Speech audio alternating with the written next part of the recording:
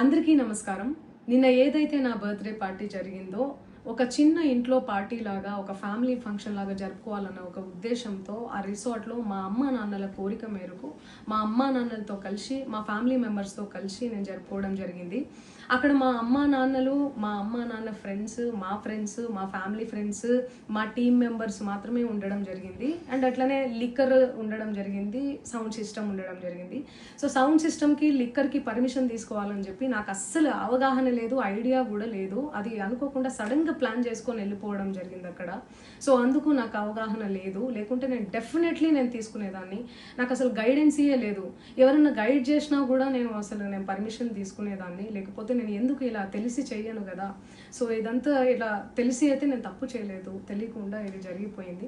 And అక్కడ local liquor తప్ప అసలు వేరే ఏ ఇతర పదార్థాలు, మత్తు పదార్థాలు కానీ వాడడం అసలు జరగలేదు. అక్కడ దొరకలేదు కూడా, పోలీసులు సెర్చ్ చేసినా కూడా.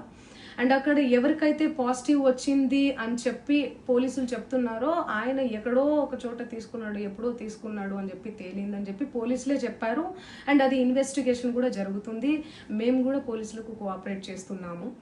అండ్ నేను ఎందుకు ఇలా చేస్తాను, అసలు నాకు తెలిసి ఎందుకు చేస్తాను, మా అమ్మా నాన్నలతో దట్టు మా అమ్మా నాన్నలు పెట్టుకొని ఇలాంటివి నేను ఎంకరేజ్ చేస్తానా, ఇలాంటివి చెప్పండి.